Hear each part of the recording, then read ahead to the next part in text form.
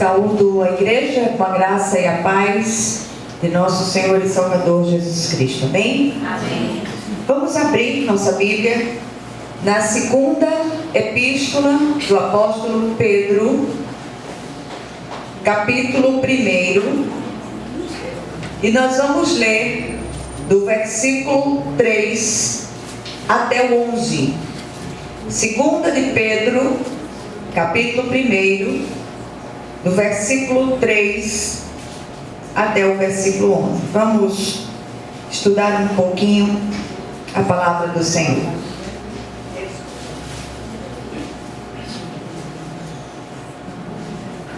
Amém? Todos acharam? Amém.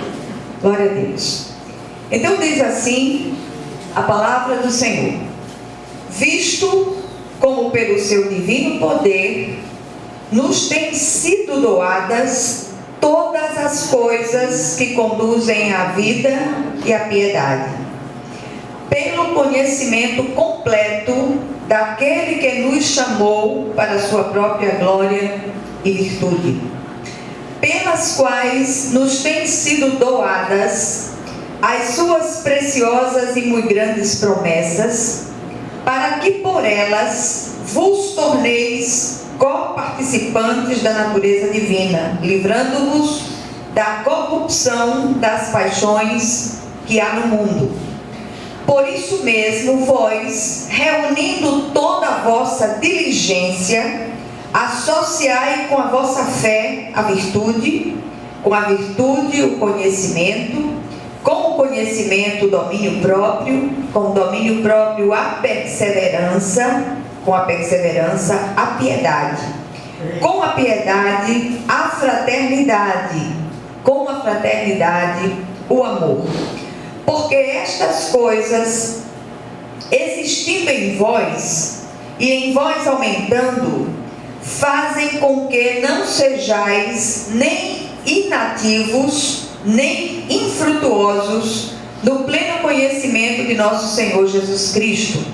Pois aquele a quem estas coisas não estão presentes é cego, vendo só o que está perto, esquecido da purificação dos seus pecados de outrora. Por isso, irmãos, procurai com diligência cada vez maior confirmar a vossa vocação e eleição, porquanto, procedendo assim, não tropeçareis em tempo algum.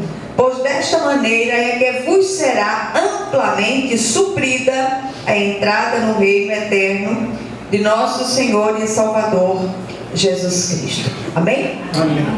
Glória a Deus. Nós dizemos amém, a oração já feita, as orações já feitas pelos nossos irmãos. E o desejo do nosso coração é conclamá-los a uma vida de consagração e testemunho. Dificílimo, mas não impossível. É sobrenaturalmente possível pelo Espírito de Deus. Todos aqueles que foram alcançados pela graça de Deus, todos aqueles que tiveram os seus corações verdadeiramente regenerados pelo Espírito de Deus, já receberam habilitação para um viver do modo digno da vocação a que foram chamados. O texto que nós lemos é uma exortação severa do apóstolo Pedro aos cristãos da Ásia Menor a viverem uma vida de consagração e santidade ao Senhor. Por que é que ele traz essa palavra? Aqui ele fala da necessidade da prática da verdade fiel em face ao engano trazido pelos falsos mestres que entravam sorrateiramente nas igrejas naqueles dias, disseminando as suas heresias malignas. Então essa carta é uma carta extremamente oportuna, é uma carta necessária, e eu queria estimular a igreja a estar lendo essa carta durante toda a semana, fazendo anotações, buscando do Espírito direções para aquilo que ele deseja ministrar. Pedro desejava ver o progresso espiritual daqueles irmãos, mas para que isso acontecesse, eles precisavam se esforçar. O texto fala de diligência, que eles pudessem diligentemente buscar andar no caminho. E o desejo de Pedro é que houvesse um testemunho. E esse testemunho, ele começa dentro de casa, ele se estende à igreja, à vizinhança, à parentela, por onde quer que possamos ir. Não é fácil, porque nós estamos lidando com muitas frentes de combate, muitas frentes de batalha, mas o pior dos nossos inimigos é aquele que nós vemos no espelho. É aquele que está lá, é a carne que clama por determinadas coisas, é a carne que deseja determinadas coisas. São três inimigos terríveis do homem. Primeiro, o mundo, o diabo e a carne. E o pior dos três, sem dúvida, é a carne. O mundo, ele oferece um leque de possibilidades para que a gente caia, para que a gente tropece, para que a gente peque. O diabo estimula, ele diz: olha, isso aí não tem nada demais, é uma vez só, ninguém está vendo. Mas por que esses inimigos agem dessa forma? Porque tem uma carne, uma inclinação que clama por determinadas coisas. E cada um de nós sabe exatamente as áreas de vulnerabilidade que precisam ser colocadas sob o comando do Espírito Santo de Deus. Nós sabemos que a salvação, ela é de graça e pela graça de Deus.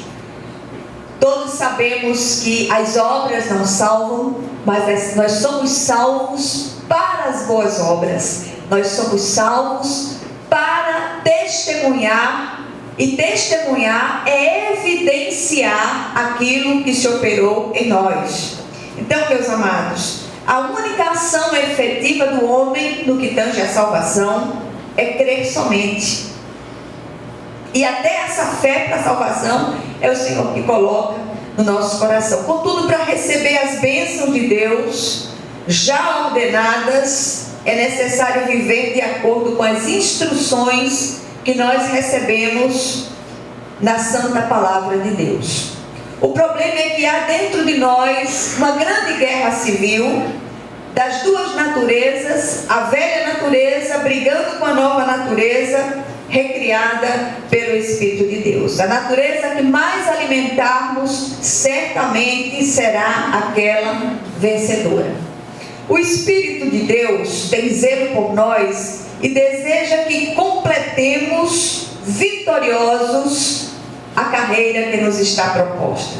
Não conseguimos ser santificados na força da nossa carne, cumprindo regras impostas, mas quando nos deixamos persuadir pelos apelos do Espírito Santo em nosso coração, só então essa santificação, essa mudança efetiva, esse andar de acordo com a palavra de Deus começa a fluir. E aí eu repito, a palavra-chave do texto é diligência, diligentemente. É preciso esforço da nossa parte para matar a carne de fome em áreas específicas. Eu repito, cada um de nós conhece a área da própria fraqueza. Não brinque com a sua fraqueza. Claro que o adversário não vai tentar você naquilo que você é forte, naquilo que você se garante, mas ele vai tentar você exatamente naquela área da sua vulnerabilidade. Eu já contei aqui certa vez a história de um irmão, ministro de Deus, e casado há muitos anos, me parece que já estava fazendo bodas de prata, e ministrava a palavra, escrevia livros e tal, e aquele homem de Deus começou a frequentar aquela comunidade, uma distinta senhora, e ela vinha, sentava no primeiro banco, dava aquela cruzada de perna federal, E o pobre do irmão lá no púlpito, naquele desespero, ele queria mudar a vista, mas era impossível não ver o que estava acontecendo. Quando terminava o culto, ela queria se aconselhar com aquele irmão. Mulher de Deus, se aconselhe com mulher de Deus. Homem de Deus, se aconselhe com homem de Deus. E naquela situação, a liderança da igreja, os outros ministros o chamaram e disseram: meu irmão, cuidado com essa situação. Ele disse: eu me garanto. Parecia que tinha um cão acocorado assim do lado, escutando a história. E o resultado é que acabou um casamento de mais de 25 anos. Esse homem hoje está numa cadeira de rodas. Aquela mulher o abandonou. Ele deixou a esposa, chegou a se divorciar da esposa e tal e tal. Então, nós não brincamos com as áreas de vulnerabilidade da nossa vida. Preste atenção a isso, em nome de Jesus. Não existe atalhos para a santificação.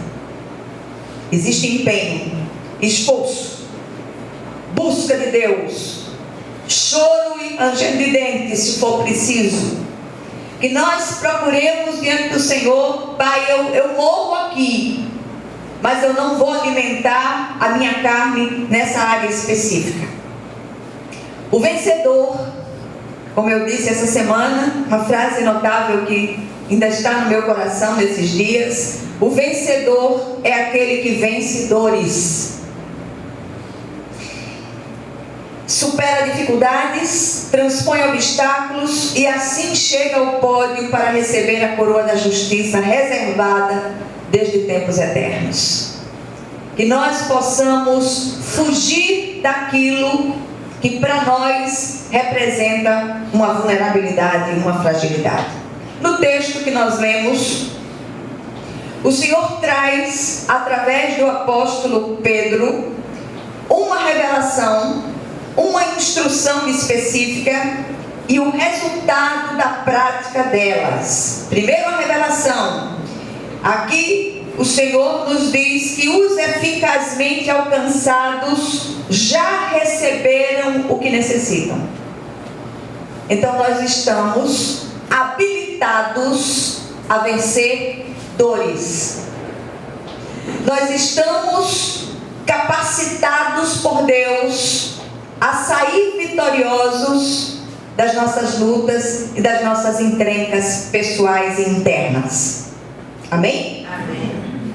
Versículos 3 e 4 eles dizem: visto como pelo seu divino poder nos têm sido doadas as coisas que conduzem à vida e à piedade, pelo conhecimento completo daquele que nos chamou para a sua própria glória e virtude, pelas quais nos têm sido doadas as suas preciosas e muito grandes promessas, para que por elas vos torneis coparticipantes da natureza divina, livrando-vos da corrupção das paixões que há no mundo. Como é que eu posso vencer a corrupção das paixões que há no mundo? Pelo conhecimento do Senhor. Mas não é um conhecimento apenas teórico, é um conhecimento experiencial com o Senhor. O Espírito de Deus está em nós. Se Ele está em nós verdadeiramente, nós somos impulsionados a nos relacionar intimamente com o Espírito Santo de Deus. Então o texto diz que por seu divino poder o Senhor já nos concedeu todas as coisas, todas as armas, todos os instrumentos, todas as ferramentas, todos os mecanismos que conduzem à vida prática e à piedade. Como entender essa afirmação do Senhor? Vejam só, somos capacitados pela ação do Espírito a praticar aquilo que a Bíblia ordena, mesmo quando achamos que pelo nosso temperamento não conseguiremos. Eu escuto muito: olha, eu tenho um temperamento tão difícil, eu não vou conseguir. Se você é de Deus, você consegue. Apesar de você, apesar do seu temperamento, apesar da sua fragilidade, apesar da sua inclinação, você vai vencer, porque você foi habilitado para vencer. E quem lhe habilitou é o El Shaddai, é o Todo-Poderoso de Israel. Amém? Amém. Muito bem, vamos seguir.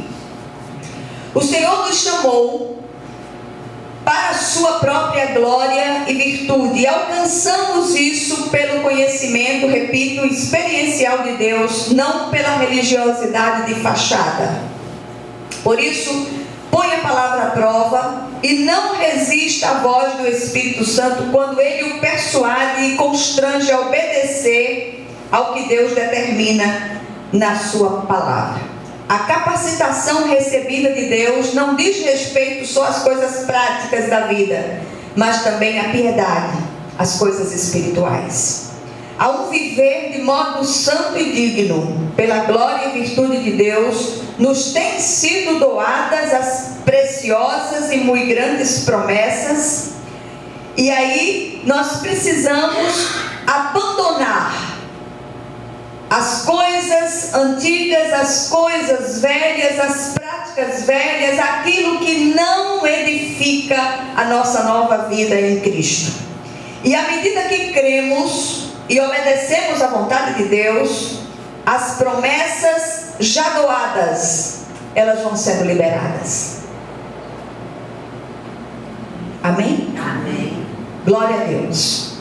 Segundo, o texto nos traz, depois dessa revelação, nós recebemos uma instrução prática do Senhor por meio do apóstolo. A prática da palavra de Deus leva a uma vida de santidade e confirma tanto a eleição quanto a vocação. Versículos 5 a 7, depois a parte A do versículo 10 diz assim: por isso mesmo vós, reunindo toda a vossa diligência, associai com a vossa fé a virtude, com a virtude o conhecimento, com o conhecimento o domínio próprio, com o domínio próprio a perseverança, com a perseverança a piedade, com a piedade a fraternidade, com a fraternidade o amor. Por isso, irmãos, procurai com diligência cada vez maior confirmar a vossa vocação e eleição. Preste atenção agora. Aqui, o apóstolo Pedro torna-se extremamente prático em sua instrução, para que nos tornemos coparticipantes da natureza divina. Precisamos primeiro nos esforçar para fazer as seguintes associações: a fé com a virtude, que é a bondade moral que Paulo chama de benignidade; a virtude com o conhecimento, o conhecimento com o domínio próprio com a perseverança, a perseverança com a piedade, que é a compaixão, a piedade com a fraternidade, que é a comunhão, e a fraternidade com o amor, que é o fim e o auge do crescimento espiritual. Entenderam? Segundo lugar, precisamos procurar nos esforçar diligentemente, com empenho, para confirmar a nossa vocação e eleição. De que modo? Vou dizer, testemunho pessoal do crente é mais eloquente que qualquer sermão, por mais bem elaborado que ele seja. Para que esse testemunho aconteça, precisamos nos esforçar para seguir os comandos do Espírito Santo dentro de nós, se é que o temos. Muitas vezes nós temos aquela direção do Espírito, mas a carne anseia por determinadas coisas, e nós deixamos de ouvir a doce voz do Espírito e nos deixamos persuadir pelos apelos da carne, e aí nós ferimos o coração do nosso Pai. A vocação para a santidade e a eleição como participantes da família de Deus são confirmadas pelo nosso testemunho pessoal. tem um texto de Hebreus, capítulo 12, versículo 4, que diz assim: ora, na vossa luta contra o pecado, ainda não tendes resistido até o sangue. O que é que o autor de Hebreus quer dizer com isso? Que no nosso esforço para não cair nas áreas de nossa fraqueza, nós não resistimos bravamente até o martírio, se for preciso. Brigamos um pouco, mas logo nos deixamos persuadir por aquilo que a carne chama. Então nós não resistimos àquele apelo terrível da carne, até que a gente mate ela de fome naquela área específica. Qual o resultado da revelação e da prática da instrução recebida? Versículos 8, 9, 10b e 11, eles dizem assim: porque estas coisas existindo em vós e em vós aumentando, fazem com que não sejais nem inativos, nem infrutuosos, no pleno conhecimento de nosso Senhor Jesus Cristo. Pois aquele a quem estas coisas não estão presentes é cego, vendo só o que está perto, esquecido da purificação dos seus pecados de outrora. Porquanto, procedendo assim, não tropeçareis em tempo algum.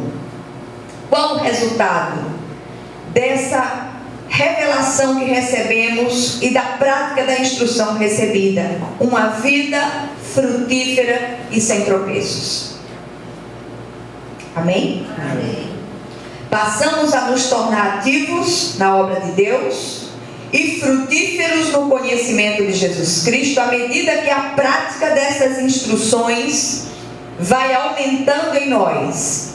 Os que se tornam praticantes da palavra não tropeçam em tempo algum. Isto não significa impecabilidade, mas uma vida de retidão e testemunho, sempre seguros. O autor de Hebreus, ele diz o seguinte no capítulo 4, no versículo 18, ele diz: a vereda do justo é como a luz da aurora, vai brilhando mais e mais até ser dia perfeito. Ou seja, nós precisamos andar de contínuo, num crescendo, na busca do conhecimento de Deus e na prática da sua santa palavra. Então, precisamos de coragem, diligência, empenho para seguir em frente. Tem um pensamento que ele é atribuído a Guimarães Rosa, eu não sei se é verdade, mas eu li como sendo atribuído a ele, que diz o seguinte: olha só, o correr da vida embrulha tudo. A vida é assim, esquenta e esfria, aperta e daí afrouxa, sossega e depois desinquieta. O que ela quer é gente de coragem. Amém? Amém. O que a vida exige é coragem.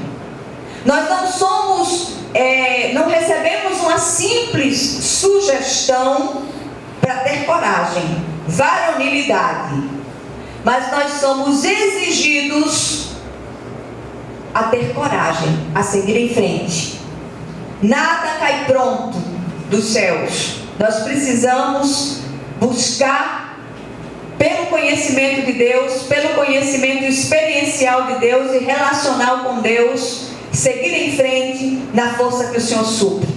É fácil? Não. Não estou falando de facilidade nem de naturalidade. Estou falando de sobrenaturalidade. Nós estamos sendo convocados no dia de hoje, na noite de hoje, a andar em novidade de vida, a andar no sobrenatural de Deus. Nunca vi um tempo de tantas demandas como nós temos experimentado no meio do povo de Deus. Grandes têm sido as lutas, mas eu quero dizer a você, você está habilitado, habilitada para a vitória em nome de Jesus. O que nós aprendemos aqui? Primeiro, já recebemos o que necessitamos, tanto para a vida prática quanto para a vida espiritual. Segundo, é a prática da palavra e a obediência aos comandos do Espírito que levam a uma vida de santidade, confirmando assim tanto a eleição quanto a santa vocação. E em terceiro e último lugar, uma vida santa é uma vida frutífera e sem tropeços. Que o Senhor, Ele aplique a porção dessa palavra ao seu coração, que essa palavra reverbere no seu coração, que você vá buscar lá dentro do seu coração aquilo que você já recebeu de Deus, que pela manhã você diga: Senhor, eu me coloco à mercê do Teu Espírito, para que o Senhor me guie em triunfo na jornada de hoje, que ao final de cada dia nós possamos dizer como o apóstolo Paulo: combati o bom combate, completei a carreira e guardei a fé. Isso tem que ser diário, em nome de Jesus. Amém? Glória a Deus.